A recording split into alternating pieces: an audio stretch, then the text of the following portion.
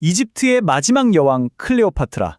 아마 역사상 그녀만큼이나 유명하면서도 또 그녀만큼이나 오해받는 인물도 없을 겁니다. 그녀의 이름은 거의 전설이 되었죠.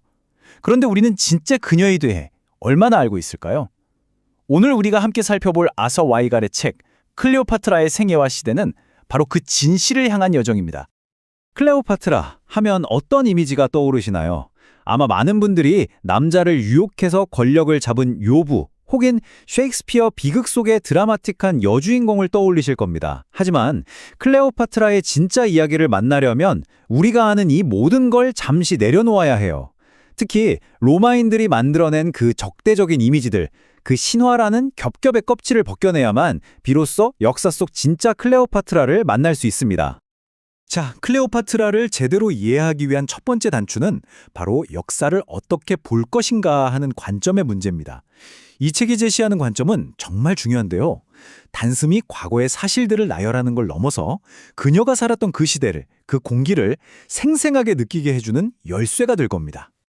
이 책의 저자는 아주 단호하게 경고합니다. 지금, 여기, 우리의 도덕적인 잣대를 가지고 고대 인물을 평가하는 것만큼 치명적인 실수는 없다고 말이죠. 생각해보세요. 이건 마치 전혀 다른 문화권에서 온 외국인을 우리 문화 기준으로만 평가하려는 것과 똑같은 오류입니다. 그런 태도는 진정한 이해를 가로막을 뿐이죠. 그러니까 기원전 1세기의 알렉산드리아의 공기를 직접 마셔보려면요. 우리가 입고 있는 21세기의 편견이라는 옷부터 벗어던져야 한다는 겁니다. 그들의 세상으로 직접 걸어 들어가서 그들의 눈으로 세상을 바라보는 것, 바로 거기서부터 진정한 역사 이해가 시작되는 거죠. 이 편은 아주 중요한 차이점을 보여주고 있어요. 지금 우리 곁에 있는 사람, 즉 동시대인의 잘못은 사회 질서를 유지하기 위해서 엄격하게 판단해야 합니다. 선과 악의 기준이 명확해야 하죠. 하지만 역사 속 인물은 좀 다릅니다. 시간이라는 엄청난 거리가 생겼잖아요. 그 거리 덕분에 역사가는 그들의 행동 뒤에 숨겨진 복잡한 맥락, 그럴 수밖에 없었던 이유를 더 깊이 탐구할 수 있는 일종의 허가증을 얻게 되는 셈입니다. 정말 강력한 말이죠. 그냥 멀리서 구경하는 관찰자가 아니라 그 시대의 시민이 되어보라는 겁니다. 사제도 되어보고 왕도 되어보고 심지어 순교자나 처형 집행인의 시선까지도 가져보라는 거죠. 자, 그럼 우리도 이제부터 클레오파트라 시대의 시민이 되어서 그녀의 삶을 한번 따라가 보겠습니다. 그리고 가장 중요한 것 중 하나입니다. 우리는 클레오파트라를 로마의 눈으로만 봐서는 절대로 안 됩니다. 왜냐하면 로마에게 그녀는 자신들의 건국 영웅 아우구스투스의 숙적이었거든요. 당연히 그들의 기록은 적대적일 수밖에 없었죠. 우리는 그 편견이라는 짙은 안개를 걷어내고 그녀 자신을 있는 그대로 봐야만 합니다. 좋습니다. 이제 이런 역사적인 렌즈를 장착하고 진짜 클레오파트라의 초상을 한번 그려보겠습니다. 가장 먼저 그녀의 외모와 성격부터 시작해보죠. 자, 클레오파트라를 이해하기 위한 가장 기본적이고 중요한 첫 번째 사실입니다. 그녀는 이집트인이 아니었습니다. 우리가 아는 한 그녀의 혈관에는 동양인의 피가 단 한 방울도 흐르지 않았다고 해요. 그녀는 혈통으로 보나 문화로 보나 교육으로 보나 모든 면에서 마케도니아계 그리스인이었습니다. 이건 정말 중요한 전제입니다. 흔히 클레오파트라를 세계의 미녀, 절세미인으로 생각하지만 이 책은 그 신화의 정면으로 도전합니다. 고대 역사가 플루타르쿠스는 그녀의 아름다움이 전적으로 비할 데 없는, 그러니까 압도적인 수준은 아니었다고 기록했어요. 심지어 나중에 안토니우스가 결혼한 옥타비아가 더 아름다웠다고도 했죠. 그럼 그녀의 힘은 어디서 나왔을까요? 바로 완벽한 이목구비가 아는 거부할 수 없는 매력에 있었습니다. 윤곽이 뚜렷하면서도 섬세한 얼굴, 살짝 솟은 매부리코, 아름다운 입술, 그리고 크고 매력적인 눈. 이 모든 것들이 한데 어우러져서 만들어내는 복합적이고 역동적인 힘. 그게 바로 그녀의 진짜 무기였습니다. 이 기록에서 정말 흥미로운 점이 바로 이겁니다. 그녀의 가장 강력한 무기가 외모가 아니라 바로 목소리였다는 사실이에요. 프루타르쿠스는 그녀의 목소리가 놀라울 정도로 설득력 있고 또 매혹적이어서 듣는 사람이라면 누구든 사로잡을 수 있었다고 전합니다. 그녀의 매력은 가만히 서 있는 조각상 같은 정적인 아름다움이 아니었어요. 대화하고 웃고 설득하는 그 모든 과정에서 뿜어져 나오는 살아 숨쉬는 역동적인 힘이었던 거죠. 그런데 그녀의 매력은 여기서 그치지 않습니다. 이런 개인적인 매력에 더해서 클레오파트라는 정말 뛰어난 학자이자 언어학자였습니다. 말하자면 세계 최고의 지식의 전당이었던 알렉산드리아 도서관을 세운 그녀의 선조들, 그 프톨레마이오스 왕조의 진정한 지적인 계승자였던 셈이죠. 그녀의 엄청난 지적 능력은 특히 언어에서 폭발했습니다. 그녀가 유창하게 구사했던 언어가 최소 9가지 이상이었다고 합니다. 이건 정말 경이로운 일이에요. 그녀 이전에 어떤 프톨레마이오스 왕도 해내지 못했던 일이었거든요. 정말 놀랍지 않습니까? 이집트를 거의 300년 가까이 통치하면서도 정작 그 나라 언어인 이집트어를 배우려는 노력조차 하지 않았던 이전 왕들과는 정말 차원이 달랐습니다. 클레오파트라는 대부분의 외국 사절단이나 이웃나라 사람들과 통역 없이 직접 대화할 수 있었어요. 이게 외교 무대에서 그녀에게 얼마나 엄청난 강점이 되었을지는 상상하기 어렵지 않죠. 그녀의 성격은 이처럼 아주 흥미로운 이중성을 띠고 있었습니다. 한편으로는 무너져가는 왕조를 다시 일으켜 세우기 위해 치밀하게 계획하고 행동하는 냉철한 정치가였지만, 다른 한편으로는 인생을 즐길 줄 아는, 때로는 천진하고 아주 활발한 여성이었죠. 어떤 날은 위험 있는 여왕의 모습으로 신하들을 압도하다가도, 또 어떤 날은 장난기 넘치고 대담한 모험을 즐기는 정말 예측 불가능한 매력을 지닌 인물이었습니다. 물론 그녀의 삶에 어두운 면이 없었던 건 아닙니다. 당연히 있었죠. 이 책은 그녀가 자신의 권력을 지키기 위해 자신의 여동생 아르시노에를 포함해서 여러 사람의 암살을 명령한 사실을 피하지 않고 정면으로 다룹니다. 하지만 이 책은 이렇게 평가합니다. 그녀가 살았던 시대와 특히 그녀가 속했던 가문을 고려하면 그녀의 행동은 오히려 절제한 편이었다고요. 믿기 어려우시겠지만 그녀의 선조들이 저지른 끔찍하고 엽기적인 살인 목록과 비교하면 클레오파트라의 행동은 거의 옹골하게 보일 정도입니다. 프톨레마이오스 가문에서 정치적 암살은 거의 왕위 계승의 공식적인 절차나 다름없었으니까요. 한 사람을 그가 태웅나고 자란 곳과 분리해서 생각할 수는 없겠죠. 그리고 클레오파트라의 고향은 결코 평범한 도시가 아니었습니다. 웅장하고 혼란스러우며 온갖 역설로 가득 찬 거대한 용광로, 바로 대도시 알렉산드리아였습니다. 이건 정말 중요한 사실인데요. 알렉산드리아는 이집트 땅에 있긴 했지만 사실상 이집트 도시가 아니었습니다. 지중해를 향해 열려있는 거대한 외국인 정착지였죠. 나일강을 따라 펼쳐진 고대 이집트 내륙과는 완전히 다른 세상이었습니다. 그래서 클레오파트라를 파라오의 후예인 토착 이집트인으로 보는 것은 정말 큰 오해입니다. 한번 상상해 보세요. 당시 알렉산드리아에 처음 들어선 방문객은 어떤 기분이었을까요? 수십 킬로미터 밖에서도 보이는 저 거대한 파로스 등대의 불빛을 따라 항구에 들어섭니다. 그러면 눈앞에 눈부신 흰 대리석 건물들과 끝없이 뻗은 웅장한 대로가 펼쳐지는 보죠. 그리고 저기 무세이온과 도서관은 전 세계의 모든 지식이 모여드는 세상의 심장이었습니다. 도시는 그 자체로 하나의 거대한 경이었죠. 도시의 거리는 그야말로 온 세상의 축소판이었습니다. 지배층인 마케도니아계 그리스인부터 원주민인 이집트인, 거대한 공동체를 이룬 유대인, 주둔하던 노마군인, 그리고 온갖 국적의 상인과 용병들까지, 이들이 한데 뒤섞여서 활기 넘치는 독특한 문화를 만들었지만 그만큼 끊임없는 갈등과 긴장이 언제 터질지 모르는 폭탄처럼 도사리고 있는 곳이기도 했습니다. 알렉산드리아 시민들은 도시만큼이나 역설적인 사람들이었습니다. 한편으로는 세계 최고의 도서관을 곁에 둔 교양 있고 학식이 높은 사람들이면서도 동시에 아주 사소한 일에도 쉽게 흥분해서 군중 심리에 휩쓸려 관기에 빠지곤 했죠. 특히 통치자들을 향한 재치 있으면서도 잔인할 정도로 통렬한 조롱과 풍자는 알렉산드리아의 명물이었습니다. 그들은 똑똑했지만 동시에 아주 변덕스럽고 믿을 수 없는 군중이기도 했습니다. 클레오파트라는 바로 이런 사람들을 다스려야 했던 겁니다.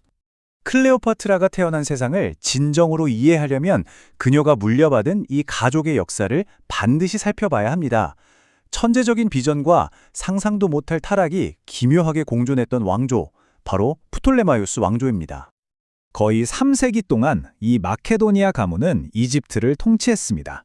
처음에는 알렉산더 대왕의 유산을 이어받은 명석한 비연가들로 시작했죠. 파로스 등대와 알렉산드리아 도서관이 바로 이 시기에 만들어졌습니다.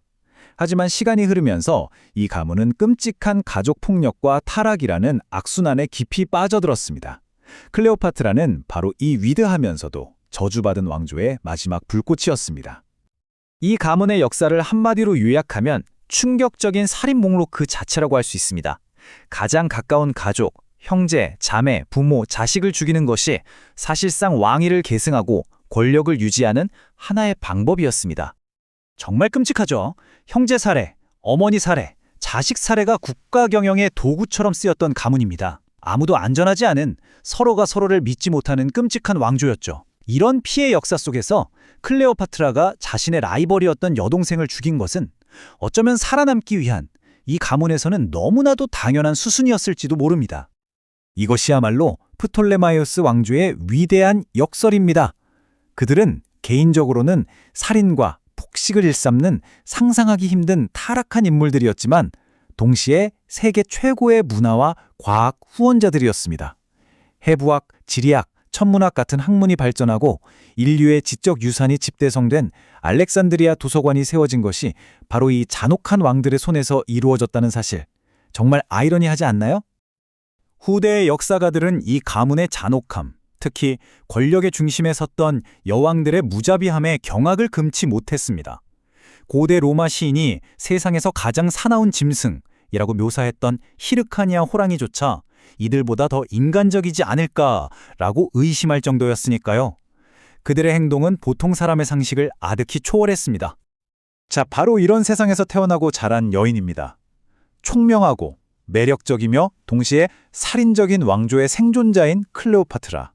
그녀가 이제 막 지중해 세계의 새로운 지배자로 떠오르는 강대국 로마와 정면으로 마주하게 됩니다. 그녀의 진짜 이야기는 바로 여기서부터 시작입니다. 자, 이집트의 뜨거운 모래 위에서 세계사의 흐름을 바꿀 두 거인이 마주합니다. 한 명은 빼앗긴 왕국을 되찾으려는 야심만만한 여왕 클레오파트라, 그리고 다른 한 명은 이미 세계를 손에 넣은 정복자 카이사르. 오늘 우리가 함께 읽어볼 이 책은요, 단순히 역사책에 기록된 그들의 로맨스를 넘어섭니다. 이건 두 거대한 자아가 충돌하는 정말 치열한 권력 투쟁이자 생존에 관한 드라마예요. 거대한 역사의 소용돌이, 그 가장 깊은 곳으로 지금부터 함께 들어가 보시죠. 시간은 기원전 48년 9월, 이집트의 항구 도시 펠루시움입니다. 바로 얼마 전 로마의 운명을 건 파르살루스 전투가 끝났죠. 그 거대한 전쟁의 먼지가 아직 가라앉지도 않았는데 이곳 해안으로 두 사람이 향하고 있었습니다. 패자는 끔찍한 환영을 받게 될 운명이었고 승자는 그야말로 운명적인 만남을 앞두고 있었죠. 로마의 패자와 승자가 같은 장소를 향하는 이 순간, 역사의 모든 것이 바로 이곳 이집트 해안에 걸려 있었습니다. 자, 그래서 이 이야기의 첫 번째 막은 한때 세상을 호령했던 거인의 처참한 몰락으로 시작됩니다. 로마의 패자, 위대한 폼페우스가 마지막 희망을 품고 이집트에 도착하지만 그를 기다리고 있었던 건 구원의 손길이 아니었습니다. 폼페우스, 한때 로마의 태양이라고 불렸던 남자죠. 하지만 파르살루스에서의 패배는 그를 모든 걸 잃은 난민으로 만들어버렸습니다. 이제 그는 아내와 함께 작은 배 한 척의 몸을 의지한 채 자신이 오랫동안 후원해왔던 이집트의 프톨레마이오스 왕가를 찾아온 겁니다. 당연히 따뜻한 환대를 기대했겠죠. 자신이 도와줬던 어린 왕이 은혜를 갚으리라 믿었을 겁니다. 하지만 그가 한 가지 잊은 게 있었어요. 권력의 세계에서는 어제의 은인이 오늘의 짐이 될 수도 있다는 그 냉혹한 현실 말입니다. 자, 이제 공은 12살짜리 소년 왕 프톨레마이오스 14세의 궁정으로 넘어갔습니다. 패배한 거인, 하지만 여전히 무서운 폼페우스를 받아들여야 할까요? 아니면 매정하게 내쳐야 할까요? 이건 단순히 한 사람의 목숨을 구하고 말고의 문제가 아니었습니다. 이 결정 하나에 이집트의 미래가 걸려 있었으니까요. 왜냐하면 바로 뒤에서 승자인 카이사르가 무서운 속도로 쫓아오고 있었거든요. 정말이지 숨막히는 압박감이었을 겁니다. 하지만 이 엄청난 결정을 내린 건 사실 어린 왕이 아니었습니다. 그의 뒤에서 이집트를 실질적으로 움직이던 3명의 그림자, 바로 환관 포테이누스, 장군 아킬라스, 그리고 수사 교사 테오도토스였죠. 이들은 오직 이집트의 생존이라는 단 하나의 목표 앞에서 역사상 가장 비열하고 잔인한 계획을 세우기 시작합니다. 특히 테오도토스의 논리는 정말 소름 끼칠 정도로 단순하고 냉혹했습니다. 자, 한번 들어보세요. 폼페이우스를 받아주면 승자인 카이자르가 화를 낼 거다. 그럼 폼페이우스를 내쫓으면 나중에 힘을 되찾은 폼페이우스가 복수하러 올지도 모른다. 이것도 저것도 다 이집트에겐 위험한 선택지라는 거죠. 그렇다면 정답은 단 하나. 문제의 원인 자체를 없애버리는 겁니다. 바로 이 한마디, 죽은 자는 물지 않는다. 이 섬뜩한 조언이 위대한 거인의 운명을 결정지었습니다. 계획은 곧바로 실행에 옮겨졌습니다.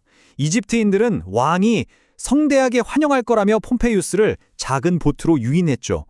그가 배에 오르는 바로 그 순간 숨어있던 암살자들이 그의 등 뒤에서 칼을 꽂았습니다. 이 끔찍한 모든 광경을 그의 아내 코르넬리아가 비명을 지르며 지켜볼 수밖에 없었죠. 로마의 위대한 영웅이 이역만리 타국에서 배신자들의 손에 최후를 맞는 가장 불명예스러운 죽음이었습니다. 그리고 딱 이틀 뒤 폼페이우스의 피가 채 마르기도 전에 이번엔 카이사르의 함대가 펠루시움 해안에 나타납니다. 그는 자신의 숙적 폼페이우스의 순통을 완전히 끊기 위해 여기까지 쫓아온 거였죠. 하지만 그는 이집트인들이 자신을 위해 아주 특별한 환영 선물을 준비했다는 건 꿈에도 몰랐을 겁니다. 이집트인들은 카이사르가 분명히 기뻐할 거라고 확신했어요. 그래서 승자를 환영한다며 끔찍한 선물을 바칩니다. 바로 소금에 절여진 폼페우스의 머리, 그리고 그의 인장 반지였죠. 가장 큰 골칫거리를 우리가 대신 해결해 줬으니 당연히 칭찬받을 거라고 생각한 겁니다. 하지만 그들은 카이사르라는 남자, 그리고 로마인이라는 존재를 완전히 잘못 이해하고 있었습니다. 여기서 카이사르의 반응이 정말 이집트인들의 예상을 완전히 뒤엎어 버립니다. 그는 기뻐하기는커녕 혐오감에 가득 차 얼굴을 돌리고는 눈물을 흘렸다고 해요. 이건 적의 죽음이 슬퍼서 흘린 눈물이 아니었습니다. 한때 자신의 사위였고 동료였으며 위대한 로마인이었던 인물이 이방인의 손에 이렇게나 비참하고 불명예스럽게 살해당했다는 것에 대한 분노였습니다. 이건 로마 전체의 자존심이 짓밟힌 사건이었죠. 이 순간 카이사르는 마음속으로 결심했을 겁니다. 이집트의 배신을 결코 잊지 않겠다고 말이죠. 자, 그렇다면 클레오파트라가 이제 곧 마주해야 할 이 남자, 54세의 정복자 가이우스 율리우스 카이사르는 대체 어떤 인물이었을까요? 이 책은 그의 복잡하고 다층적인 내면을 아주 깊숙이 들여다봅니다. 54세의 카이사르는 여전히 날카로운 인상이었지만 그의 얼굴엔 수많은 전쟁과 정치 공작이 남긴 깊은 흔적이 새겨져 있었을 겁니다. 귀족적인 풍모에 언제나 흠잡을 데 없이 단정한 모습, 심지어 그의 정적이었던 키케로조차 저렇게 머리 빗는 데 신경 쓰는 남자가 설마 로마를 뒤엎을 생각을 하겠어? 라며 얕봤을 정도였다고 하죠. 하지만 그 삼세해 보이는 외모 뒤에는 강철 같은 의지와 세상을 집어삼킬 듯한 야망이 숨겨져 있었습니다. 카이사르라는 인물은 그야말로 극단적인 이중성의 화신이었습니다. 한편으로는 전장에서 부하들을 위해 맨몸으로 적진에 뛰어드는 용맹한 군인이었죠. 하지만 다른 한편으로는 로마에서 표를 얻기 위해 천문학적인 빚을 지면서까지 화려한 파티를 여는 냉혹한 정치가였습니다. 그는 로마 최고의 명문가 출신이면서 동시에 로마의 전통을 파괴하는 혁명가이기도 했습니다. 이 두 얼굴이 바로 카이사르였습니다. 이 한마디가 카이사르의 모든 것을 설명해 줍니다. 그의 야망에는 한계라는 게 없었어요. 이인자라는 자리는 그에게 모욕과도 같았죠. 그에게 권력은 단순히 무언가를 이루기 위한 수단이 아니라 존재의 이유 그 자체였습니다. 그리고 바로 이 끝없는 야망이 결국 로마 공화정을 무너뜨리는 거대한 불씨가 됩니다. 그의 야망은 살아있는 경쟁자를 넘어 역사 그 자체를 향해 있었습니다. 젊은 시절 알렉산더 대왕의 동상 앞에서 눈물을 흘렸다는 일화는 너무나도 유명하죠. 자신보다 어린 나이에 이미 세계를 정복한 알렉산더와 아직 이렇다 할 업적을 이루지 못한 자신을 비교하며 분해서 울었다는 겁니다. 그는 언제나 자신을 역사상 가장 위대한 인물들과 비교했고 그들을 뛰어넘는 것을 인생의 목표로 삼았습니다. 그리고 그의 그 거대한 야망은 정말 끔찍한 대가를 치렀습니다. 10년간 이어진 갈리아 전쟁. 로마는 엄청난 영토를 얻었지만 그 땅은 말 그대로 피로 물들었습니다. 100만 명이 전투에서 죽고 또 다른 100만 명이 노예가 되었습니다. 심지어 평화조약을 맺은 부족을 기습해서 남녀노소 가리지 않고 43만 명을 학살하는 일도 서슴지 않았죠. 이게 바로 클레오파트라가 상대해야 할 남자였습니다. 매력적이고 위대하지만 자신의 목적을 위해서라면 대규모 학살조차 눈 하나 깜짝하지 않는 무자비한 정복자. 이집트에 도착한 카이사르는 처음부터 자신의 의도를 전혀 숨길 생각이 없었습니다. 그의 호위병들은 로마 최고 권력의 상징인 파스케스를 앞세우고 알렉산드리아 시내로 들어섰어요. 이 파스케스라는 게 그냥 막대기 묶음이 아닙니다. 이건 우리가 곧 법이고 권력이다라는 로마의 오만한 메시지 그 자체였죠. 당연히 자존심 강하고 변덕스럽기로 유명한 알렉산드리아 시민들은 이 광경을 보고 분노로 들끓기 시작했습니다. 바로 이렇게 도시 전체가 폭발 직전인 상황에서 드디어 이야기의 또 다른 주인공이 무대 위로 등장할 준비를 합니다. 남동생의 군대에 의해 궁전에서 쫓겨난 클레오파트라. 그녀는 이 절체절명의 위기를 과연 어떻게 돌파할까요? 자, 클레오파트라의 입장에서 한번 생각해보죠. 상황이 정말 최악입니다. 군대도 없죠? 궁전에도 못 들어가죠. 정치적으로도 완전히 고립된 상태입니다. 그녀가 기댈 곳은 아무 데도 없어요. 이런 상황에서 어떻게 세상에서 가장 강한 남자인 카이사르를 내 편으로 만들고 이 판을 뒤집을 수 있을까요? 보통 사람이라면 포기했겠지만 그녀는 역사상 가장 대담하고 창의적인 도박을 감행합니다. 그리고 이것이 바로 그녀의 대답이었습니다. 이 책은 우리가 영화에서 본 이 유명한 장면을 단순한 로맨스가 아니라 아주 치밀하게 계산된 고위험 침투 작전으로 분석하고 있어요. 그녀는 자신을 양탄자에 돌돌 말았습니다. 그리고 그녀의 충성스러운 시종은 이 양탄자 꾸러미를 어깨에 메고 적진을 뚫고 들어가 카이사르의 발밑에 내려놓았죠. 그리고 그 양탄자가 펼쳐지는 순간 나타난 것은 값비싼 선물이 아니었습니다. 바로 이집트의 여왕 클레오파트라 자신이었습니다. 이 행동은 정말 천재적인 전략이었습니다. 클레오파트라는 카이사르라는 남자를 정확하게 꿰뚫어 본 거죠. 그가 평범한 외교적 수사나 눈물 어린 호소 같은 것에는 전혀 감동하지 않을 인물이라는 걸요. 하지만 예측 불가능한 대담함, 스스로 운명을 개척하려는 강한 의지에는 분명히 감명받을 거라고 확신했던 겁니다. 그녀는 자신을 구원받아야 할 연약한 여인이 아니라 함께 세상을 도모할 동등한 파트너로 카이사르에게 각인시킨 것이죠. 결과는요, 그야말로 즉각적이었습니다. 카이사르는 그녀의 대담함과 빛나는 지성에 완전히 매료되고 말았죠. 그는 그 자리에서 그녀의 편에 서기로 결정했고 바로 그날 밤 두 사람의 정치적 동맹은 연인 관계로까지 발전합니다. 단 하룻밤 만에 클레오파트라는 자신의 운명을 180도 뒤바꿔 놓은 겁니다. 하지만 이들의 운명적인 만남은 곧 핏빛 전쟁의 서막이었습니다. 카이사르가 클레오파트라의 손을 잡는 순간 분노한 클레오파트라의 남동생 프톨레마이오스 14세의 군대가 왕궁을 포위하면서 알렉산드리아는 거대한 전쟁터로 변하고 맙니다. 이 순간 카이사르는 그야말로 일생일대의 위기에 봉착합니다.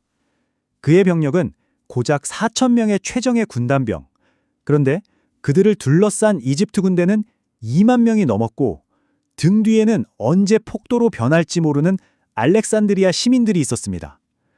설상가상으로 이집트 군대의 핵심은 가비뉴스 병사들이라고 불리는 과거 이집트에 주둔했다가 현지화된 로마 군인들이었어요.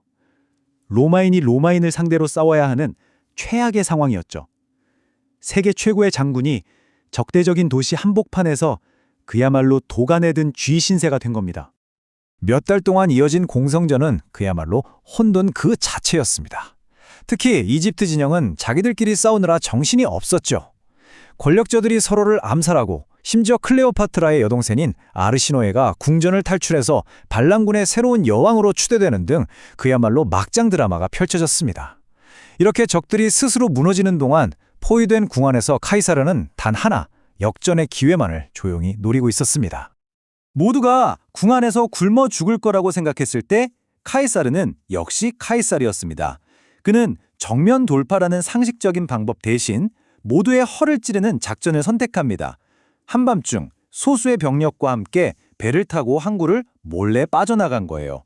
그의 목표는 단 하나, 시리아에서 오고 있는 지원군과 합류해서 이 포위망을 밖에서부터 깨부수는 것이었습니다. 스스로 포위를 풀고 전장의 주도권을 되찾으려는 정말 대담한 도박이었죠. 카이사르의 대담한 도박은 보기 좋게 성공했고 이제 기나긴 전쟁은 최후의 국면으로 접어듭니다. 나일강 유역에서 벌어지는 이 마지막 전투가 이집트의 미래를 그리고 클레오파트라의 운명을 결정하게 됩니다. 마침내 지원군과 합류한 카이사르는 나일강 유역에서 이집트 군대와 최후의 결전에 벌입니다. 수적으로는 여전히 이집트군이 훨씬 많았지만 10년간 갈리아를 정복하려 단련된 백전노장 군단병들의 조직력과 카이사르의 천재적인 지휘는 차원이 달랐습니다. 로마 군단의 철벽 같은 방패대열 앞에서 이집트 군대는 그야말로 모래성처럼 무너져 내렸죠. 전투는 카이사르의 압도적인 승리로 끝났습니다. 패배한 어린 왕 프톨레마이오스 14세는 배를 타고 허둥지둥 도망치려다 그만 나일강에 빠져 익사하고 맙니다. 그런데 그를 물속으로 끌어당긴 것이 무엇이었는지 아십니까?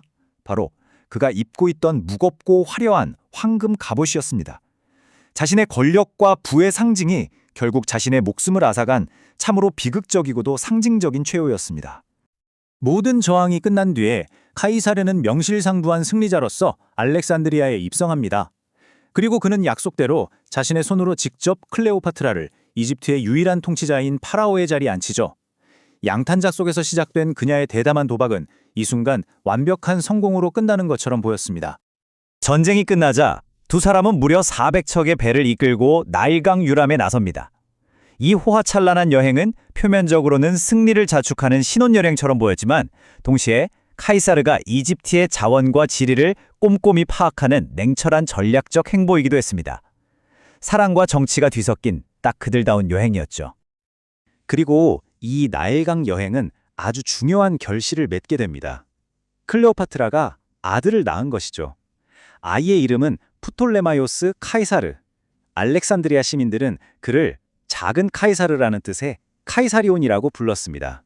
이 아이는 단순히 두 사람의 사랑의 결실이 아니었습니다. 로마와 이집트의 결합을 상징하는 살아있는 증거이자 어쩌면 두 세계를 모두 지배할 새로운 왕조의 시작을 알리는 존재였습니다.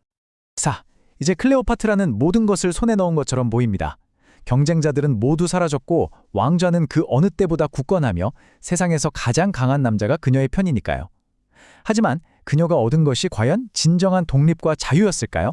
아니면 로마라는 더 크고 더 화려한 세상 안에 갇히게 된 것은 아닐까요? 그녀와 로마의 복잡하고도 위험한 관계는 이제 막 시작되었을 뿐입니다. 뭐라고? 진영까지 쳐들어왔단 말인가? 이 한마디는 로마 공화정 말기를 풍미했던 거인 폼페우스 마그누스가 내뱉은 절망의 탄식입니다. 바로 파르살루스 전투, 율리우스 카이사르와의 운명을 건 대결에서 모든 것이 무너져 내리는 순간이었죠. 자신의 정예 군단이 카이사르의 병력에 의해 속수무책으로 붕괴되는 걸 보면서 그는 이 믿을 수 없는 현실 앞에서 이렇게 절규할 수밖에 없었던 겁니다. 그리고 이 말은 한 시대의 종말과 함께 그의 길고 처절한 도주가 시작되었음을 알리는 신호탄이었죠. 패배한 장군에게 남은 선택지는 많지 않았죠. 폼페이우스는 어디로 가야 했을까요? 그의 머릿속에 떠오른 곳은 바로 이집트였습니다. 왜 하필 이집트였을까요? 그곳인 오랫동안 폼페이우스 자신이 후원자 역할을 해왔던, 말하자면 자신의 영향력 아래에 있는 왕국이었기 때문입니다. 그는 젊은 파라오, 프톨레마이오스 13세가 당연히 자신을 성대하게 맞이하고 재기를 도울 안전한 피난처를 제공해 줄 거라고 굳게 믿었습니다. 모든 것을 잃은 그에게 이집트는 마지막 희망의 땅이었던 셈이죠. 하지만 폼페이오스의 기대와는 달리 이집트의 항구 도시 펠루시움의 궁정은 아주 다른 계산을 하고 있었습니다. 로마의 패자를 받아들일 것인가? 아니면 승자를 택할 것인가? 이 중대한 결정의 순간에 그들이 내린 선택은 폼페이우스 개인의 비극을 넘어 이집트 전체를 로마 내전이라는 거대한 소용돌이 속으로 돌이킬 수 없이 빨아들이는 계기가 되고 맙니다. 당시 이집트의 왕 프톨레마이오스 13세는 아직 소년이었습니다. 실질적인 권력은 환관이자 섭정이었던 포티누스, 왕의 가정교사 테오도토스, 그리고 군 사령관 아킬라스, 이 세 사람에게 있었죠. 그들은 폼페이우스의 운명을 놓고 회의를 열었습니다. 결과는 놀랍게도 만장일치였어요. 살해하라. 특히 왕의 스승이었던 테오도토스가 내놓은 이유는 정말이지 냉혹하기 짝이 없었습니다. 죽은 자는 물지 못한다. 즉, 폼페이우스를 살려두면 카이사르에게 미움을 살 것이고 그렇다고 내쫓으면 언젠가 복수하러 올지도 모르는 골칫거리가 된다는 거죠. 그들에게 최선의 선택은 폼페이우스를 죽여 그 머리를 카이사르에게 천물로 바치는 것이었습니다. 아주 냉정한 정치적 계산이었죠. 결국 비극은 현실이 됩니다. 폼페이우스는 해안에 마중 나온 작은 배를 보고 아무 의심 없이 올라탔습니다. 하지만 그가 육지에 발을 딛기도 전에 배에 함께 탔던 로마인 출신 병사에게 등을 찔리고 맙니다. 이 모든 끔찍한 광경을 그의 아내 코르넬리아가 멀리서 배 위에서 속수무책으로 지켜봐야만 했죠. 안식처를 향한 마지막 희망이 눈앞에서 끔찍한 배신과 죽음으로 바뀌는 순간이었습니다. 그의 머리는 잘려나갔고 그의 권위를 상징하던 인장 반지는 승자, 즉 카이사르에게 바쳐질 전리품으로 챙겨졌습니다. 그리고 며칠 뒤 마침내 승자가 이집트 땅에 발을 디뎠습니다. 바로 율리우스 카이사르였죠. 그는 자신의 숙적 홈페이우스를 끝까지 추격해왔지만 고작 4,000명 정도의 병력만 이끌고 왔습니다. 이건 전면전을 하러 온 게 아니라 사실상 마무리 작업을 하러 온 것에 가까웠죠. 하지만 그는 몰랐습니다. 자신이 굳이 선을 쓸 필요도 없이 이집트인들이 이미 모든 일을 대신 처리해 놓았다는 사실을 말입니다. 이집트의 실권자들은 자신들이 엄청난 선물을 준비했다고 생각하며 의기양양하게 카이사르에게 폼페이우스의 머리를 바쳤습니다. 아마 큰 칭찬과 보상을 기대했겠죠? 하지만 카이사르의 반응은 그들의 예상을 완전히 빗나갔습니다. 그는 혐오감에 가득 차 고개를 돌려버리고는 눈물까지 흘렸다고 합니다. 위대한 경쟁자이자 한때 자신의 사위였던 인물의 비참한 최후에 대한 애도였을까요? 아니면 로마의 집정관이 이민족의 손에 암살당한 것에 대한 분노였을까요? 혹은 이 모든 것이 계산된 정치적 쇼였을지도 모릅니다. 어쨌든 이 예상 밖의 반응은 이집트 궁정을 순식간에 혼란과 당혹감에 빠뜨렸습니다.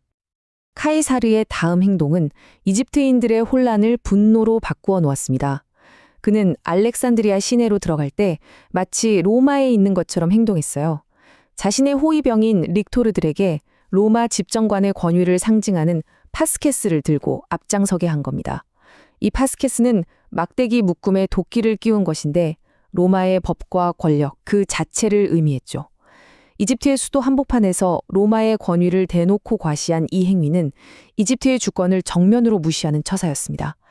자부심 강한 알렉산드리아 시민들은 격분했고 이 일은 곧바로 도시 전체에 폭동을 일으키는 불씨가 되었습니다.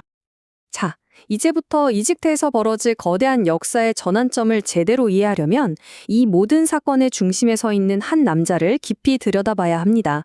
그는 바로 이 순간 세상의 정점에 선 남자 율리우스 카이사르입니다. 클레오파트라가 곧 마주하게 될 이 남자, 그는 과연 어떤 인물이었을까요? 당시 그의 나이 54세.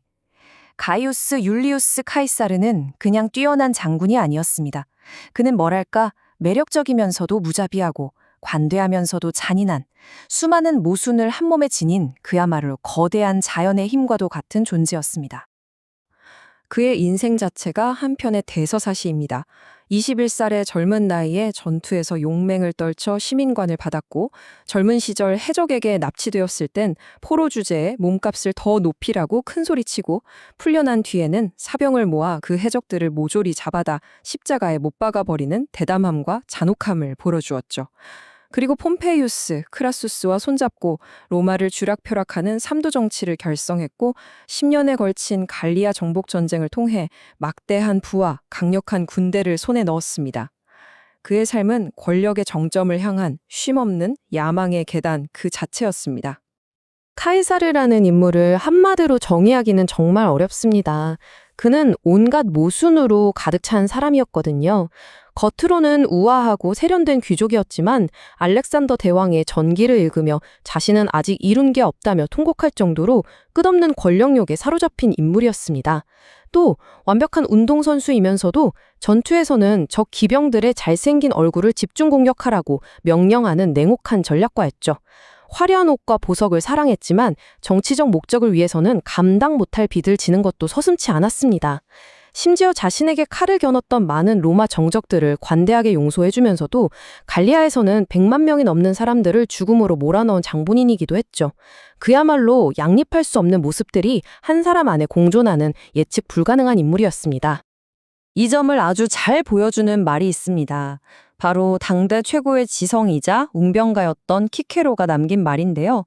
그는 카이사르의 항상 완벽하게 손질된 머리 스타일과 옷차림을 보면서 저렇게 외모에나 신경 쓰는 멋쟁이가 설마 공화국을 뒤엎을 같은 엄청난 생각을 품고 있을 리가 없다고 생각했던 겁니다. 그 키케로마저도 카이사르의 세련된 겉모습에 완벽하게 속아 넘어간 거죠. 그만큼 카이사르는 자신의 진짜 야망을 화려한 외양 뒤에 교묘하게 숨기는 데 능했습니다. 43만. 이 숫자가 무엇을 의미하는지 아십니까? 이건 카이사르가 갈리아 전쟁 중에 저지른 학살의 규모를 보여주는 숫자입니다. 우시페티스족과 탱크테리족이라는 부족과 평화조약을 맺어놓고 그들이 방심한 틈을 타 남녀노소를 가리지 않고 무려 43만 명을 몰살시켜버린 겁니다. 이 사건은 당시 로마 기준으로도 너무나 충격적이고 잔혹한 행위여서 그의 정적이었던 카토는 카이사르를 전쟁 범죄자로 규정하고 살아남은 갈리아인들에게 넘겨줘야 한다고 주장할 정도였습니다. 카이사르의 무자비함이 어느 정도였는지 짐작할 수 있는 대목이죠. 그의 이런 철저한 실용주의는 사생활에서도 예외가 아니었습니다. 그에게 결혼은 정략적 동맹을 위한 수단이었고 이혼은 더 유리한 동맹을 맺기 위한 과정일 뿐이었습니다. 심지어 자신의 아내가 불륜 스캔들에 휘말렸을 때 그는 아내를 내쫓으면서 이런 유명한 말을 남깁니다. 카이사르의 아내는 의심조차 받아서는 안 된다. 이게 아내의 결백을 믿지 못해서가 아니었어요. 아내가 유죄든 무죄든 그런 의심을 받는 것 자체가 자신의 정치적 이미지에 흠집을 낸다고 판단했기 때문입니다. 그에게 가족이나 개인적인 감정마저도 정치적 야망을 위한 도구에 불과했던 거죠. 자, 바로 이런 남자가 지금 알렉산드리아의 왕궁에 똑하니 버티고 앉아 있는 겁니다. 그리고 이 순간 왕위에서 쫓겨나 유배 생활을 하던 클레오파트라에게는 이 남자를 만나는 것만이 유일한 희망이었습니다. 그녀는 무슨 수를 써서라도 이 세상에서 가장 강력한 남자를 만나야만 했습니다. 하지만 어떻게 만날 수 있을까요? 궁전은 온통 남동생의 병사들로 가득했고 그녀는 출입조차 금지된 상황이었습니다. 여기서 클레오파트라는 정말 영화 같은 대담하기 짝이 없는 계획을 세웁니다. 그녀는 자신의 몸을 양탄자나 침구 같은 것에 둘둘 말아서 충성스러운 시종 한 명에게 들쳐 매게 합니다. 그리고는 마치 짐을 나르는 것처럼 위장해서 삼엄한 경비를 뚫고 카이사르가 머물고 있는 개인 숙소까지 잠입하는 데 성공합니다. 한번 상상해 보세요. 카이사르의 방에 시종이 커다란 양탄자 꾸러미를 내려놓습니다. 그리고 그 꾸러미를 풀자 그 안에서 이집트의 여왕이 나타나는 겁니다. 이 얼마나 극적인 등장입니까? 카이사르는 평생 대담하고 기발한 수를 사랑했던 사람입니다. 그는 클레오파트라의 이 목숨을 건 여성다운 대담함에 단번에 매료될 수밖에 없었습니다. 그녀가 단순히 아름다운 여왕이 아니라 자신처럼 담대하고 비범한 승부사라는 것을 첫눈에 알아본 거죠. 클레오파트라에게 완전히 마음을 빼앗긴 카이사르는 즉시 행동에 나섭니다. 그는 자신에게 주어진 권한으로 클레오파트라와 남동생 프톨레마이오스 13세의 아버지, 즉 선왕의 유언을 집행하겠다고 선언하죠. 그 유언의 내용은 두 남매가 이집트를 공동으로 통치하라는 것이었습니다. 하지만 이는 곧 클레오파트라의 복권을 의미했기에 그녀를 내쫓았던 포티누스를 비롯한 궁정 세력에게는 사형 선고나 다름없었습니다. 그들은 카이사르의 결정에 전쟁으로 답합니다. 이로써 알렉산드리아 전쟁이 시작됩니다. 몇 달 동안 카이사르와 클레오파트라는 소수의 로마 군단과 함께 왕궁 지역에 갇혀 도시 전체를 장악한 이집트 군대와 시민들에게 포위되는 절체절명의 위기에 빠집니다. 그 과정은 정말 혼돈 그 자체였어요. 포티누스는 이집트 정규군을 끌어들여 궁전에 공격하게 하고 클레오파트라의 여동생 아르시노에는 궁에서 탈출해 반란군의 여왕으로 추대됩니다. 내부에서는 포티누스가 카이사르 암살 음모를 꾸미다가 수다쟁이 이발사 때문에 발각되어 처형당하기도 하죠.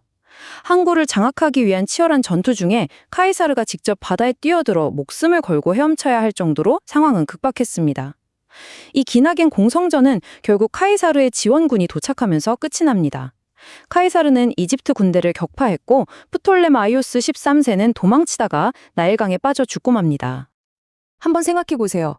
적대적인 도시 한가운데 고립된 궁전, 사방에서 쏟아지는 공격 속에서 함께 갇혀 지낸 몇 달. 이 극한의 상황 속에서 여왕과 독재자, 이 두 사람을 하나로 묶어준 것은 과연 무엇이었을까요? 바로 공동의 운명이었습니다. 함께 살아남아야 한다는 절박함 속에서 그들의 정치적 동맹은 아주 깊고 개인적인 유대감으로 발전했습니다. 역사상 가장 야심만만했던 두 지성이 포화 속에서 서로를 발견하고 이해하고 의지하게 된 거죠.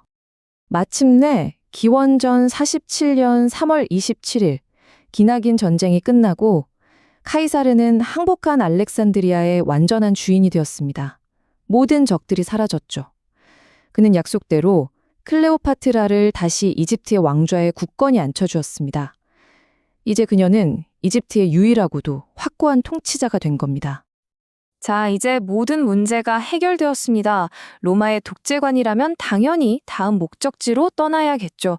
로마에는 아직 처리해야 할 정적들이 남아 있었으니까요. 그런데 이상한 일이 벌어집니다. 카이사르는 이집트를 떠나지 않았습니다. 그의 이집트 체류는 몇 달 동안이나 계속되었고, 이는 단순한 승전 축하를 넘어선 아주 특별한 시간으로 변해갔습니다. 그들은 함께 나일강을 따라 호화로운 여행을 떠납니다. 탈라메고스라고 불리는 이집트 왕실의 유람선을 타고 말이죠. 이건 그냥 배가 아니었어요. 말 그대로 물 위에 떠다니는 궁전이었습니다. 기둥이 늘어선 정원과 거대한 연회장은 물론이고 카이사르가 자신의 조상이라고 주장했던 비너스 여신과 이집트의 신이기도 한 디오니소스를 모신 신전까지 갖추고 있었죠. 배 전체는 최고급 삼나무와 사이프러스 목재 그리고 순금으로 화려하게 장식되었습니다. 더 놀라운 건 이 배 한 척을 무려 400척의 다른 배들이 호위했다는 사실입니다. 이것은 단순한 휴가가 아니라 이집트 전역에 새로운 여왕의 권위와 그녀의 강력한 후원자를 과시하는 장대한 정치적 행진이었습니다. 카이사르가 왜 그렇게 오랫동안 이집트에 머물렀는지 그 진짜 이유는 곧 밝혀집니다. 바로 그들의 첫 만남이 있은 지 약 7개월이 지난 7월 초 클레오파트라가 아들을 낳았던 겁니다. 그리고 그 아이의 아버지는 바로 율리우스 카이사르였습니다. 클레오파트라는 아들의 이름을 프톨레마이오스 카이사르라고 지었습니다. 이집트 왕조의 이름인 프톨레마이오스와 로마 최고 권력자의 이름인 카이사르를 합친 거죠. 이보다 더 노골적인 메시지는 없었습니다. 사람들은 이 아이를 애칭으로 카이사리온, 즉 작은 카이사르라고 불렀습니다. 이 아이는 단순히 사랑의 결실이 아니었어요. 그는 로마의 막강한 군사력과 이집트의 엄청난 부, 그리고 신성한 파라오의 혈통이 결합된 새로운 시대의 가능성을 상징하는 살아있는 증거였습니다. 이집트에서의 몇 달은 카이사르 자신에게도 엄청난 영향을 미쳤습니다. 그는 평생을 왕을 혐오하는 공화정 체제 안에서 살아온 인물입니다. 그런데 이집트에서 그는 살아있는 여신으로 숭배받는 절대군주 클레오파트라와 함께 지냈습니다. 그녀가 누리는 절대적인 권력과 신적인 권위를 바로 곁에서 목격한 거죠. 책에 나오는 이 구절처럼 그 누구에게도 고개 숙이기 싫어했던 카이사르는 클레오파트라의 모습을 보며 솔직한 감탄과 함께 어쩌면 깊은 부러움을 느꼈을지도 모릅니다. 그리고 그의 마음속에 이런 위험한 질문이 싹트기 시작했을 겁니다. 로마의 첫 번째 시민으로 만족해야 하는가? 어쩌면 로마의 왕이 될 수도 있지 않을까? 이 경험은 권력에 대한 그의 생각을 근본적으로 바꾸어 놓았고 로마로 돌아간 그의 마지막 행보에 결정적인 영향을 미치게 됩니다. 클레오파트라, 이 이름을 들으면 어떤 이미지가 떠오르시나요? 혹시 권력의 굶주린 요부? 아니면 격동의 시대가 낳은 비운의 희생양? 아마 온갖 소문과 엇갈린 평가들이 먼저 생각날 겁니다. 이 책은요, 바로 그 흑백 논리를 넘어서서 그녀가 살았던 시대의 가장 깊숙한 곳으로 우리를 데려갑니다. 그녀의 선택과 행동들을 당시에 정말 복잡했던 정치 상황 속에서 이해하려고 노력하죠. 한 명의 군주로서 또 한 명의 인간으로서 그녀가 맞서야 했던 그 거대한 압박과 도전을 정말 생생하게 그려내고 있어요. 자, 상상해보세요. 스스로를 살아있는 신이자 이 세상의 지배자라고 선포했던 두 사람이 있었습니다. 바로 안토니우스와 클레오파트라죠. 그들의 야망은 정말 하늘을 찔렀고 그들의 권력은 지중해 세계 전체를 뒤흔들었습니다.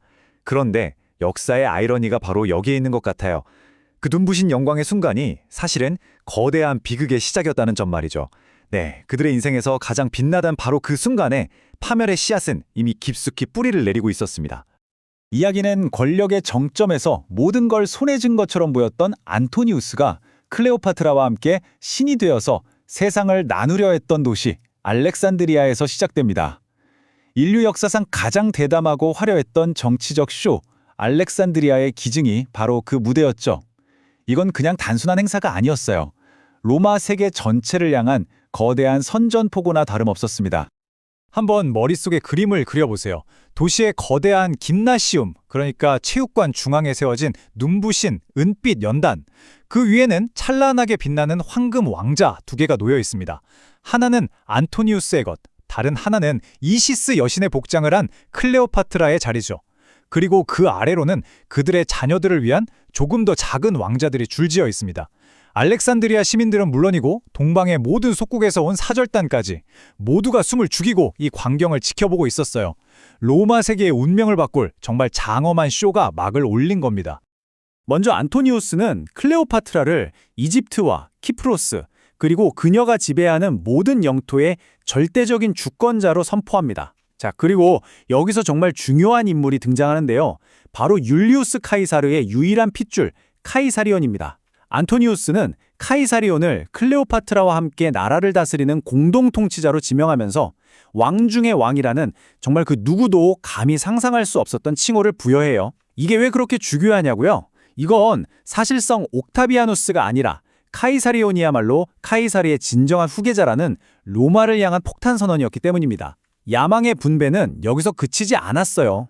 자신과 클레오파트라 사이에서 태어난 아이들에게도 어마어마한 왕국들이 주어집니다. 알렉산드로스 헬리오스에게는 로마의 오랜 숙적인 파르티아까지 포함된 아르메니아와 메디아의 왕위를, 프톨레마이오스 필라델포스에게는 동부 지중해 핵심 지역인 페니키아, 시리아, 킬리키아를, 그리고 딸인 클레오파트라 셀레네에게는 북아프리카의 부유한 땅 키레네와 리비아를 선물합니다. 이건 사실상 로마와는 별개로 동방에 자신들만의 거대한 헬레니즘 제국을 건설하겠다는 청사진을 세상에 공개한 거나 마찬가지였습니다.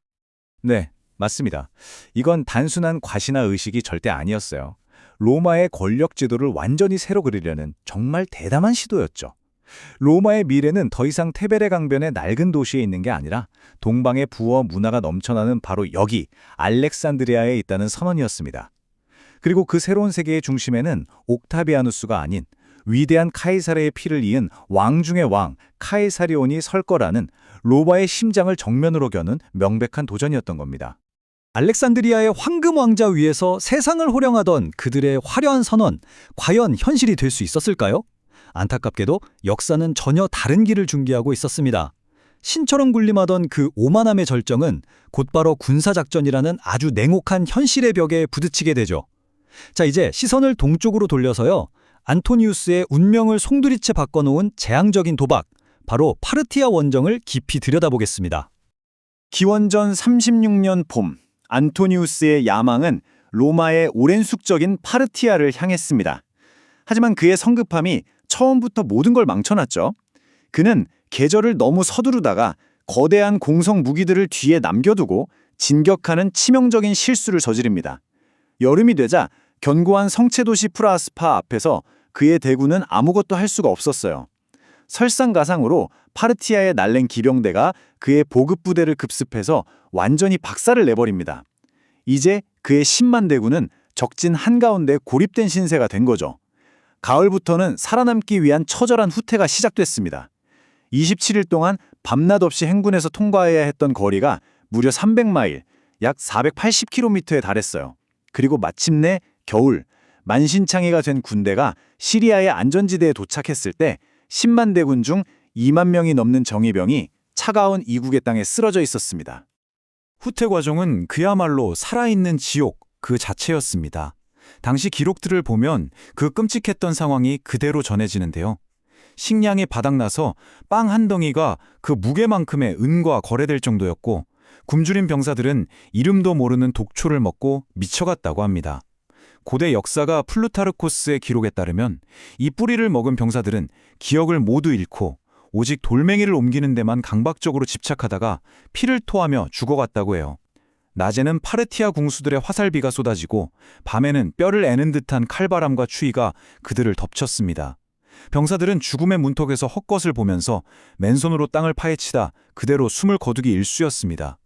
그런데 말이죠. 이 끔찍한 절망 속에서 역설적으로 안토니우스의 가장 빛나는 순간이 찾아옵니다. 그는 결코 병사들을 버리지 않았어요. 굶주림과 추위, 그 모든 고통을 병사들과 똑같이 겪었습니다. 죽어가는 병사 옆에 털썩 주저앉아서 어린아이처럼 통곡하면서 그들의 고통에 함께 아파했습니다. 이 모습은 죽음을 앞둔 병사들에게 정말 깊은 감동과 함께 절대적인 충성심을 불러일으켰죠. 병사들은 숨을 거두는 순간까지도 그의 손을 붙잡고 임페라토르, 우리의 장군님이라고 부르면서 장군님만 무사하시다면 자신들의 죽음은 아무것도 아니라고 말했다고 합니다.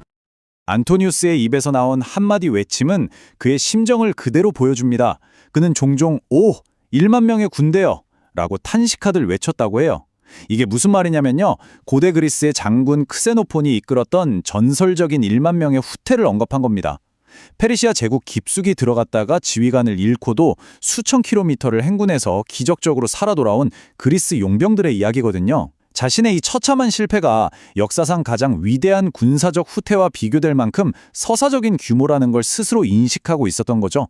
그 외침 속에는 뼈아픈 실패에 대한 탄식과 함께 역사라는 거대한 무대 위에서 자신의 역할을 의식하는 영웅의 자의식이 아주 복잡하게 뒤섞여 있었습니다. 안토니우스가 동방의 혹독한 사막에서 병사들과 함께 피를 흘리는 동안 로마에서는 전혀 다른 종류의 전쟁이 벌어지고 있었습니다. 그를 겨누고 있던 건 파르티아의 화살만이 아니었어요. 보이지 않는 칼.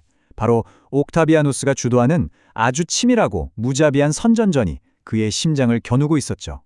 자, 이제 전장은 로마의 여론을 차지하기 위한 말과 이미지의 전쟁터로 옮겨갑니다. 두 사람은 정말 모든 면에서 정반대였습니다. 한쪽에는 안토니우스가 있었죠. 동방에서 술의 신 디오니소스로 숭배받으면서 화려한 그리스식 복장과 동방의 사치를 마음껏 즐겼습니다. 그는 로마의 속주들을 자신에게 충성하는 속국으로 바꾸면서 관대하지만 절대적인 권력을 휘두르는 동방의 군주처럼 행동했어요. 반면에 로마에 있는 옥타비아누스는 어땠을까요? 그는 검소하고 경건한 로마 전통의 수호자 이미지를 철저하게 연출했습니다. 대중의 마음을 사로잡는 선전과 이미지 정치의 천재였지만 그 가면 뒤에는 아주 냉혹하고 우물한 야심가의 얼굴이 숨겨져 있었죠. 그는 이탈리아에서 조용하고 체계적으로 자신의 권력 기반을 다져나가고 있었습니다. 옥타비아누스는 로마인들의 가장 깊은 곳에 있는 불안감과 편견을 정말 교묘하게 파고들었습니다. 안토니우스는 이국의 마녀 클레오파트라의 요술에 빠져 노예가 된 주정뱅이다. 이 한마디가 로마인들의 자존심에 불을 질렀죠. 그는 위대한 로마의 유산을 이집트 여왕에게 팔아넘겼고 로마 군단이 피로 얻은 영토를 그녀의 자식들에게 불법적으로 나눠주었다. 이건 로마의 제국적 자부심을 정면으로 공격하는 것이었습니다. 그리고 가장 치명적인 한방. 그는 수도를 로마에서 알렉산드리아로 옮기려고 한다. 이 주장은 로마 시민들의 존재 기반 자체를 흔드는 실존적인 위협으로 다가왔습니다. 옥타비아누스는 이 전쟁을 로마와 이집트의 대결, 서양과 동양의 대결로 규정했고 안토니우스는 순식간에 로마의 배신자로 낙인 찍혔습니다. 당시 로마의 거리에는 이런 험악한 소문이 떠돌았습니다. 로마 군단의 창들 사이로 한 여인의 왕실 가마가 지나가고 그녀의 환관들이 위대한 로마의 장군에게 법을 지시하고 있다니. 상상이 되세요? 옥타비아누스가 퍼뜨린 이 이미지는 로마인들의 뇌리에 깊이 박혔습니다. 안토니우스는 더 이상 위대한 장군이 아니었어요. 그는 이집트 여왕의 치마폭에 쌓여서 이리저리 조종당하는 나약하고 거세당한 인물, 그저 꼭두각시일 뿐이었습니다. 이건 단순한 비난이 아니었죠.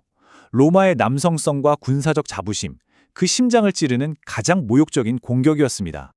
역사의 거대한 흐름은 때로 아주 사적인 균열에서 시작되기도 합니다. 안토니우스와 옥타비아누스의 경우도 마찬가지였어요. 군사적 실패와 정치적 비방전이 극에 달한 가운데 전쟁으로 가는 마지막 문을 열어젖힌 건 지극히 개인적인 사건, 바로 한 번의 결혼 파탄이었습니다. 혹시 안토니우스와 옥타비아누스의 누이 옥타비아의 결혼을 기억하시나요? 이 결혼은 애초에 두 거대한 세력 사이를 잇는 아주 아슬아슬하고 위태로운 다리 같은 거였습니다. 언제라도 무너질 수 있는 로마 세계의 평화를 힘겹게 지탱하던 깨지기 쉬운 약속이었죠. 옥타비아는 그녀의 미덕과 인내심으로 어떻게든 이 다리를 지키려고 했지만 어쩌면 그 다리는 처음부터 오래 갈 수 없는 운명이었는지도 모릅니다. 그리고 마침내 안토니우스는 그 다리를 자신의 손으로 폭파시켜버립니다. 그는 로마에 있는 옥타비아에게 이혼을 통보하는 사자를 보내죠. 이건 단순히 한 부부의 이혼으로 끝날 문제가 아니었습니다. 모든 로마인들에게 존경받던 현숙한 여인, 옥타비아는 로마 그 자체를 상징하는 인물이었거든요. 그녀를 내친다는 건 곧 로마에 대한 공공연한 모욕이자 최종적인 결별 선언이나 다름없었습니다. 바로 이것이 옥타비아누스가 기다리고 또 기다리던 순간이었습니다. 안토니우스는 스스로 덫에 걸려든 셈이죠. 이제 옥타비아누스는 더 이상 교활한 정적이 아니었습니다. 그는 모욕당한 누이와 가문의 명예, 그리고 로마의 존엄을 지키기 위해 일어서는 정의의 수호자가 될 수 있었어요.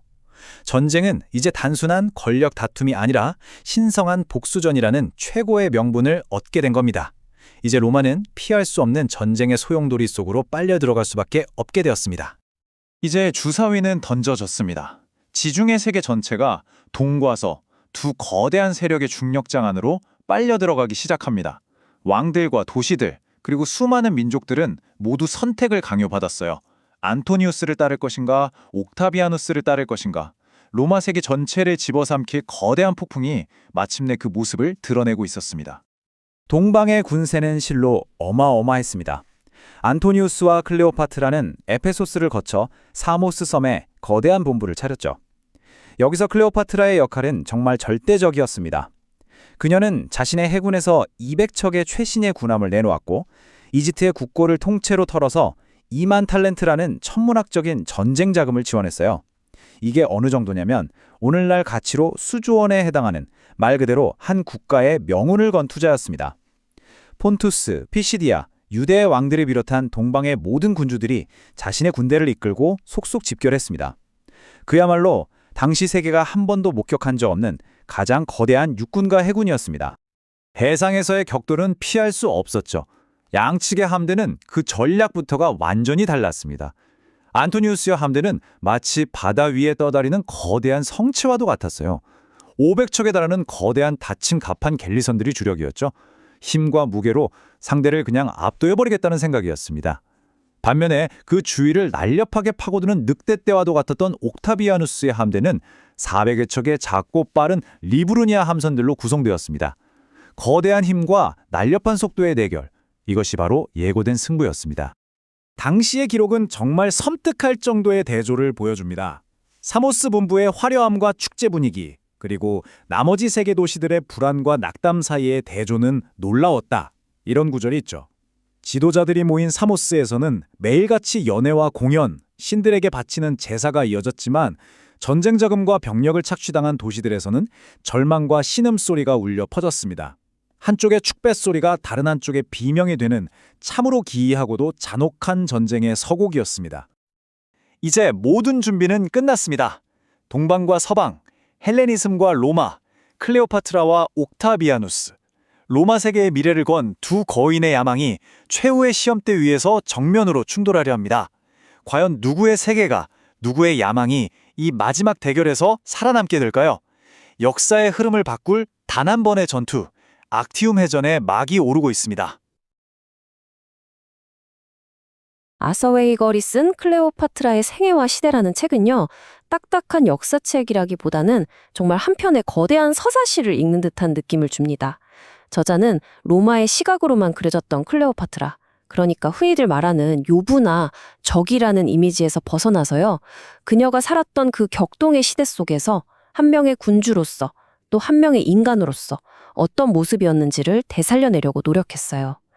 자, 이제 우리는 그 이야기의 마지막, 가장 비극적이면서도 가장 장엄한 순간으로 들어가 보려고 합니다. 바로 클레오파트라와 그녀의 로마인 연인 마르쿠스 안토니우스의 운명이 결정되는 그 마지막 장이죠. 이 구절 한번 들어보세요. 로마의 시인 프로페르티우스가 쓴 건데 정말 아기가 뚝뚝 묻어나죠? 이게 당시 로마의 분위기를 아주 정확하게 보여주는 대목이에요. 이건 그냥 시가 아니고요. 옥타비아누스가 정말 치밀하게 기획하고 퍼뜨린 선전전의 결과물이라고 할 수 있습니다. 그의 선전 속에서 클레오파트라는 그냥 이집트의 여왕이 아니었어요. 로마의 신성한 가치와 제도를 송두리째 파괴하려는 저 동방에서 온 마녀, 로마의 존립 자체를 위협하는 존재로 그려졌던 겁니다. 그러니까요, 이 두 세력의 갈등은 사실 군대가 맞붙기 이전에 생각과 사상의 충돌이 먼저 있었던 거예요. 그리고 그 갈등에 불을 붙인, 그래서 로마 세계를 다시는 돌이킬 수 없게 둘로 쫙 갈라놓은 상징적인 사건이 하나 있었습니다. 바로 두 문명의 정면 충돌이었죠. 그 사건은 바로 알렉산드리아의 심장부 김나시움에서 벌어졌습니다. 안토니우스와 클레오파트라가 그곳에서 아주 성대한 의식을 열었는데요. 이건 로마에서 열리는 어떤 개선식보다도 훨씬 더 화려하고 웅장했다고 해요. 단순한 축제가 아니었던 거죠. 이건 사실상 새로운 동방 제국의 탄생을, 그리고 우리 두 사람이 바로 이 제국의 절대 권력자라는 것을 온 세상에 공표하는 대단히 중요한 정치적 선언이었습니다. 상상해보세요. 은으로 도금된 높은 연단 위에 황금으로 만든 옥좌에 두 사람이 나란히 앉아 있어요. 그리고는 자신들의 자녀들을 위해서 당시 로마가 영향력을 행사하던 동방세계 전체를 뚝뚝 떼어서 나눠준 겁니다. 이건 안토니우스를 새로운 왕조의 아버지로, 클레오파트라를 그 누구보다 높은 최고 군주로 삼겠다는 대담한 선포였던 거죠. 클레오파트라는 왕중의 여왕이 되었고 율리우스 카이사리의 피를 이은 아들 카이사리오는 왕중의 왕으로 선포됐어요. 심지어 아직 정복하지도 않은 파르티아 같은 땅까지 아들 알렉산드로스 헬리오스에게 줘버렸으니 그들의 야망이 어디까지 뻗어 있었는지 짐작이 가시죠? 바로 이 알렉산드리아의 기증 사건이야말로 두 세력 간의 차이가 뭔지를 가장 명확하게 보여주는 장면입니다. 이건 단순히 땅을 나눠 갖는 차원의 문제가 아니었어요. 세상을 어떻게 바라보고 다스릴 것인가에 대한 세계관의 대립이었던 거죠. 한쪽에는 클레오파트라와 함께 동방의 신처럼 군림하는 절대 군주가 되려는 안토니우스가 있었고요. 다른 한쪽에는 자신을 아주 검소하고 전통적인 로마 공화정의 수호자인 것처럼 교묘하게 포장한 옥타비아누스가 있었던 겁니다. 옥타비아누스는 이 사건을 로마에 대한 배신이라고 규정했어요. 안토니우스가 이집트 여왕의 노예가 되어서 로마의 소중한 영토를 팔아넘겼다는 선전전을 펼치기 시작했고 이건 로마 시민들에게 아주 제대로 먹혀들었습니다. 결국 이렇게 말과 사상으로 시작된 전쟁은 피할 수 없는 무력 충돌로 이어지게 됩니다. 그리고 세계의 운명은 단 한 번의 해전으로 결정되고 말죠. 사실 그들의 군사력은 정말 어마어마했어요. 동방의 왕들이 이끄는 연합군이 사모스 섬에 집결해서 매일같이 부와 힘을 과시했죠. 클레오파트라 혼자서 댄 돈만 해도 군함 200척에 2만 탈렌트였는데 이게 당시 로마군 전체 예산의 몇 배나 되는 천문학적인 액수였거든요. 그런데 말이죠. 이 화려함 뒤에는 심각한 균열이 있었습니다. 많은 로마 원로원 의원들이 클레오파트라의 막강한 영향력과 좀 오만한 태도에 불만을 품고 있었고 결국 옥타비아누스 편으로 돌아서 버렸어요. 그리고 결정적으로 안토니우스가 로마에서 존경받던 아내 옥타비아와 공식적으로 이혼해버린 사건은 그가 완전히 로마에 등을 돌렸다는 상징이 되어서 로마 내에서의 그의 입지에 아주 치명적인 타격을 줬습니다. 기원전 31년 9월 2일 그리스 서부 해안의 악티움 앞바다에서 마침내 두 거대한 함대가 격돌했습니다. 안토니우스의 배들은 아주 크고 튼튼했지만 느렸고요. 반대로 옥타비아누스의 배들은 작지만 아주 날렵했어요. 전투는 정말 몇 시간 동안이나 팽팽하게 어느 한쪽으로 기울지 않는 교착 상태로 이어졌습니다. 바로 그 순간이었어요. 전장의 팽팽한 균형을 깨뜨리는 움직임이 포착됩니다. 갑자기 클레오파트라가 직접 지휘하던 이집트 함대 60척이 선명한 보라색 돛을 활짝 펼치더니 치열하게 싸우고 있던 전열을 뚫고 남쪽 탁 트인 바다를 향해 나아가기 시작한 겁니다. 클레오파트라의 그 화려한 기함이 멀어지는 것을 본 안토니우스는 정말이지 마치 자석에 이끌리기라도 한 것처럼 행동했어요. 자기가 지휘하던 그 거대한 함대와 자신에게 충성을 맹세한 그 수많은 군단을 그냥 내버려두고 작은 배에 옮겨 탔습니다. 그리고는 그녀의 뒤를 쫓아서 전장을 떠나버렸죠. 순식간에 총사령관을 잃어버린 그의 군대는 엄청난 혼란에 빠졌습니다. 이것이 바로 악티움 해전 출대의 미스터리입니다. 대체 왜 그랬을까요? 정말 사랑의 눈이 멀어서 그 모든 걸 버린 걸까요? 아니면 전세가 불리해지자 둘이 함께 도망친 비겁한 행동이었을까요? 아니면 또 다른 해석도 있습니다.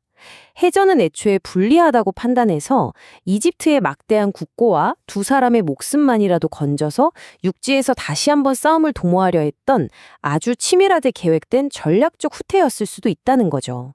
역사는 이 질문에 대해 명확한 답을 내려주지 않고 있습니다. 이집트로 간신히 도망쳐온 두 연인의 세계는 이제 산산조각 나기 시작했습니다.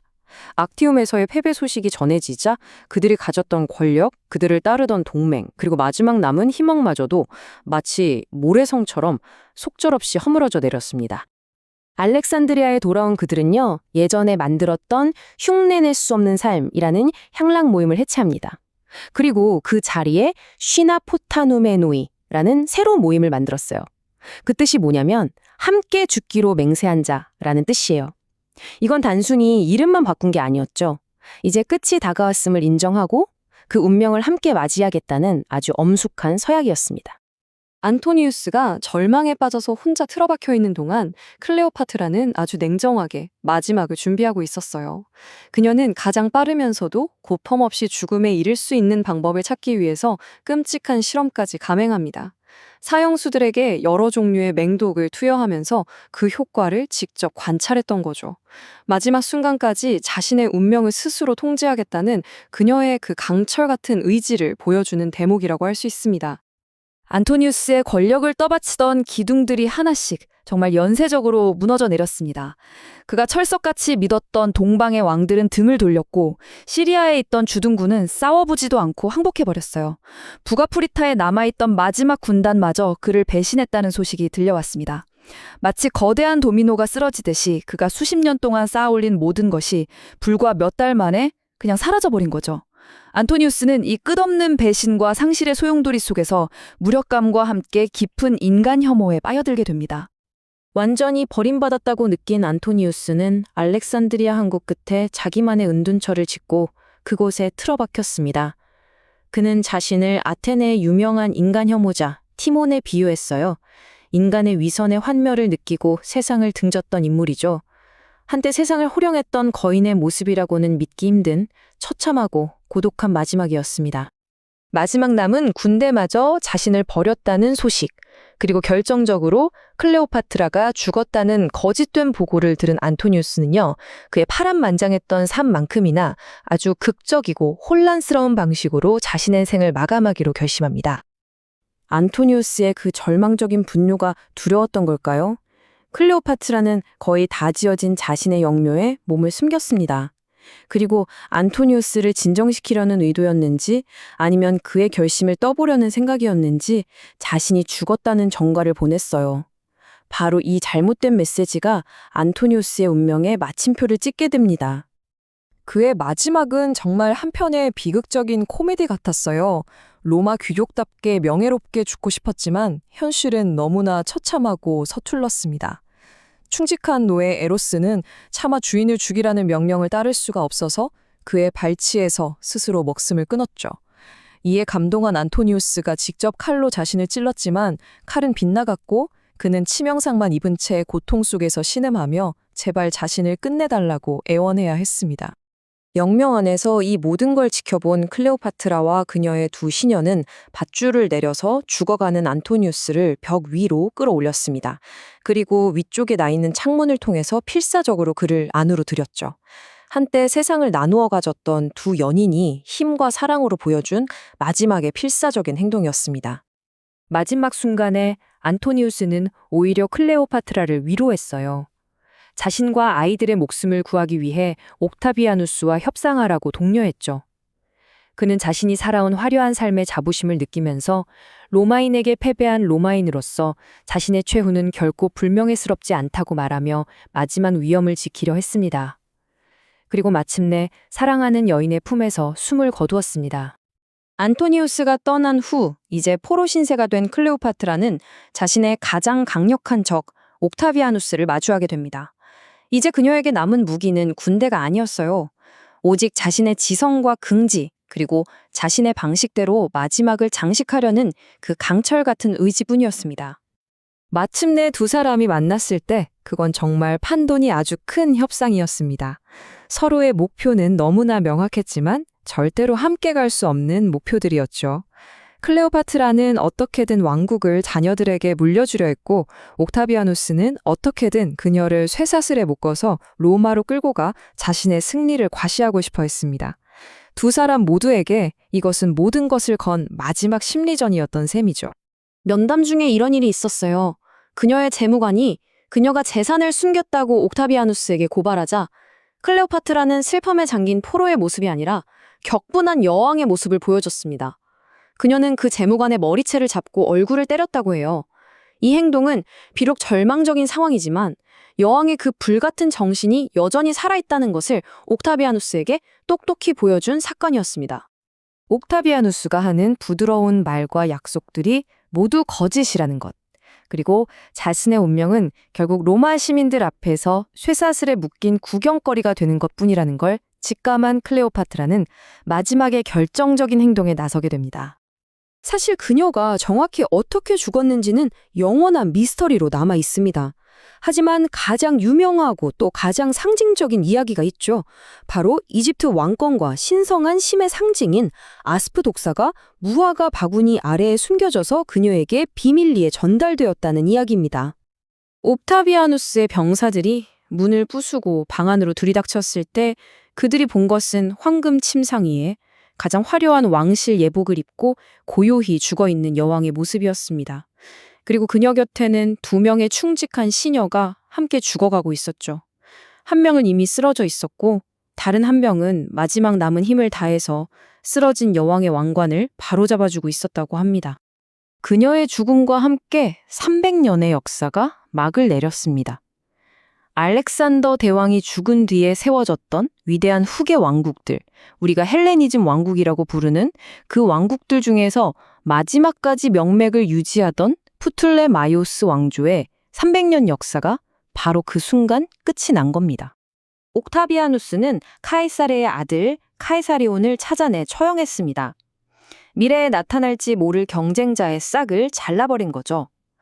그는 이집트를 로마의 속주로 만들고 그 전설적인 부를 모두 차지해서 자신의 군단에게 상금을 지급했습니다. 그리고 로마로 돌아와 공화정을 끝내고 로마 최초의 황제 아우구스투스가 되었습니다. 그리하여 우리는 마지막 질문에 도달하게 됩니다. 과연 그녀는 거대한 로마 내전이라는 게임판 위에서 희생된 말에 불과했을까요? 아니면 자신의 왕국과 목숨을 걸고 세계 재패라는 거대한 도박을 벌였다가 패배함으로써 오히려 자신의 이름을 역사에 영원히 새긴 위대한 설계자였을까요? 그녀의 삶은 패배로 끝났지만 그녀의 이야기는 오늘날까지도 우리를 사로잡으면서 바로 그 답을 묻고 있습니다.